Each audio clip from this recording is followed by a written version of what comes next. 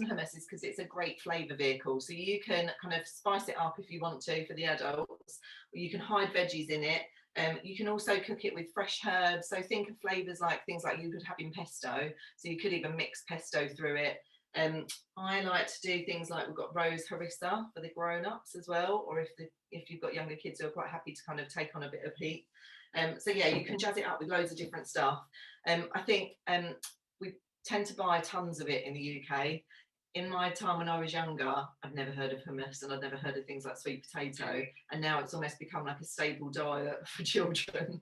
And I know that lots of people tend to buy it from the supermarket, which is fine, but actually the supermarket versions tend to be loaded with quite a lot of salt, and they've also got quite a lot of oil in them as well.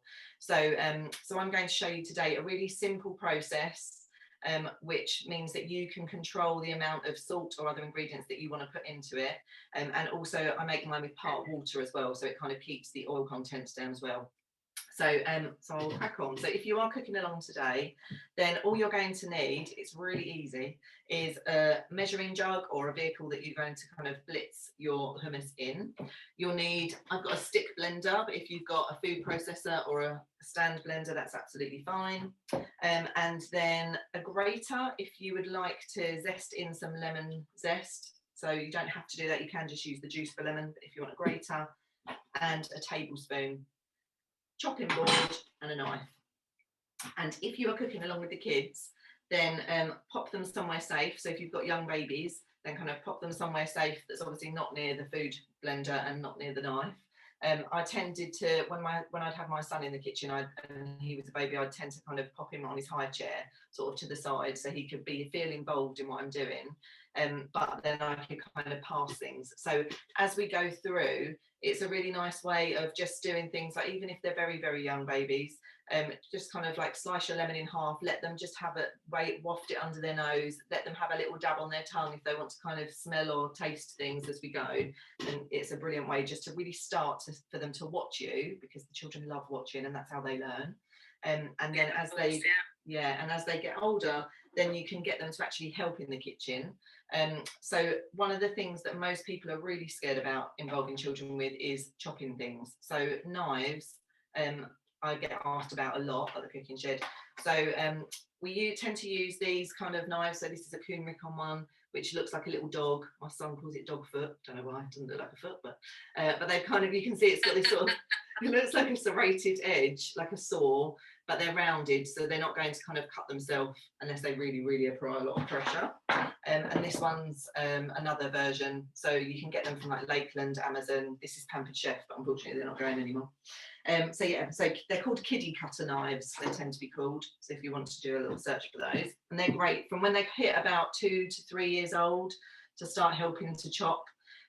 First off, little soft things like strawberries, so they just get that kind of sawing motion. And then I found that really also helped with the cutting, that then when children get older and they're actually using a knife and fork, they've got that kind of sawing motion, so it really helps with the development and their motor skills as well. So we've gone through what you need in terms of your kit, and in terms of ingredients, we need some chickpeas. So I've just got tinned chickpeas, which are in water, so rather than in a brine, because again brine has got salt in, so you don't want extra salt. So just chickpeas in water. We're going to drain that in a minute. Some olive oil, so a good decent olive oil if you can. Some tahini, which is essentially just ground down sesame seeds. If you have sesame seed allergies, then you can just leave that out and you can put something else in as a flavouring, and just additional chickpeas just to kind of make up the volume. We've got some sea salt. I tend to use sea salt because it's just a bit better for you than like a table salt. You can use things like Himalayan salt, any salt that you normally use is fine. And then 1 clove of garlic. So this makes quite a lot of hummus. And I think that also is another thing. If people have made hummus before, it puts them off of kind of making it, because you end up with this massive vat. And if you've got a very young child and you're kind of doing them a pot that's sort of that size for lunch, then you're kind of going, what am I going to do with all that hummus? So it actually freezes really well. So, and it's great for things like picnics or just to get out ready for lunch. So I would, once we've done it, kind of portion it into little pots, pop those pots in the freezer, and then get them out in the morning. And then if you take them out on a lunch, then they're kind of defrosted by lunchtime and ready to use. So, sorry, I'm chatting. So, so we're going to start cooking. So in my measuring jug, I've got 25 millilitres of cold water. So not everyone's measuring jug actually shows 25 millilitres. A lot of them start like this one does at 100 ml. So if you want to, you can weigh your measuring jug on scales and then just pour in. So grams when it comes to water are the same as millilitres. So 25 grams or 25 millilitres of water. And we're going to add our chickpeas. So I'm just going to drain the water from the tin of chickpeas. And I tend to try and use organic chickpeas where I can, especially when kind of cooking for kids. And the same as well with flour. So I try and get organic flour as well. So you've got no pesticides and things, if you can afford to get them. They are good. Also, I find the organic ones are a little bit softer. They don't have as tough a skin, so you don't get as many sort of bits when you puree down. So we've got 25 grams of water, 400 gram tin of drained chickpeas, and then we're going to add in our clove of garlic. So we're just going to peel that. I was going to use my kiddie cat knife, which I could do. So just trim off the end, take off your skin, and then just chop it into sort of 3 chunks, because we're just giving it a head start before the stick blender goes in. So we're just doing a little bit of the work just to give it a chance. So garlic goes in, so everything's going in our jug. And then I'm going to pop in a nice good pinch of sea salt, because this is the only salt that I'm adding in. So it's for flavour, and so kind of, but don't go crazy. And then we're going to add in 1 tablespoon of olive oil. So that goes in as well. So that was the salt and the olive oil. And then our next ingredient is our lemon. So if you get your lemon, if it's quite hard and it's not very squidgy, then just roll it on your work surface. So just push the palm of your hand down and roll it back and forwards. This is really good fun for the kids to do as well. They love to do this. That's helping with motor skills and stuff as well. Coordination. Yeah. So it just helps to get more juice out of it. I'll do the limes as well. And then we're going to grate the zest of the lemon. So this has had a little wash before. And we're just going up and down. So when you're grating, particularly if children are using a grater, and rather than kind of getting them to do this, so that their kind of knuckles are facing towards the grater, you want to turn it to the side so that their hands and their thumb and everything are kind of away from the blades. So I always explain to children that all of these are like lots of little sharp knives, so they kind of want to keep their hands away from them.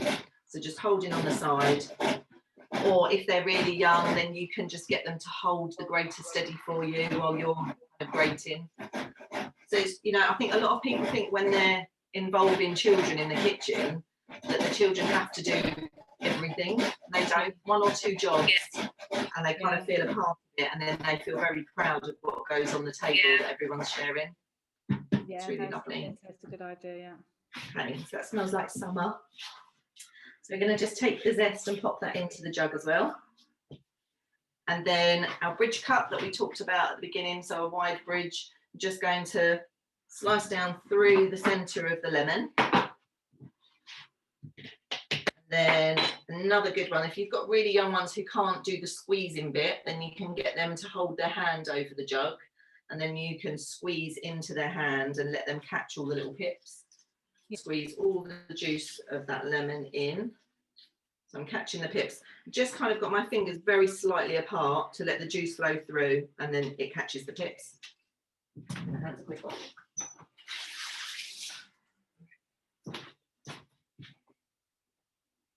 Okay, and then our last ingredient, we're going to add in some of the tahini paste.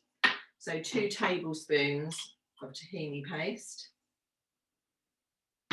This, once it's open, you can store this in the fridge and it will last in the fridge for up to about 6 months. It lasts quite a long time.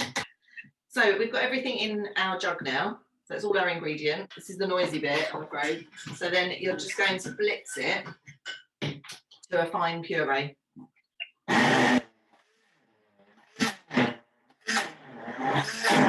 Okay,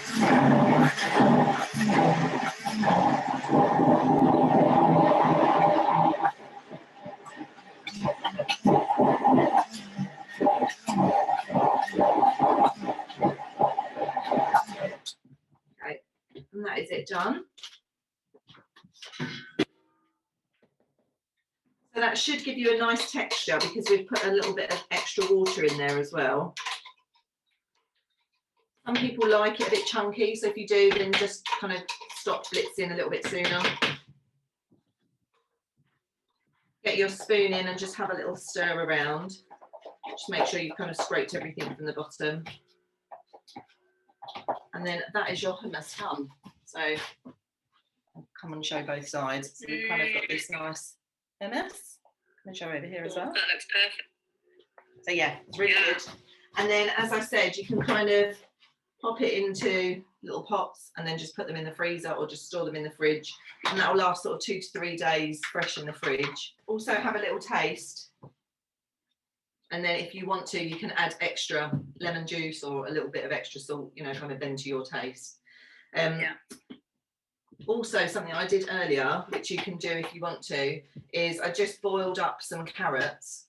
So you could boil, or you can roast carrots, or you could have roasted peppers. You could boiled up peas. You can do broccoli. So any veggies that you want to kind of get in, then you just add those into the hummus, and then again give it another blitz, and then that's like got a different flavour, and it's got some veggies in it as well.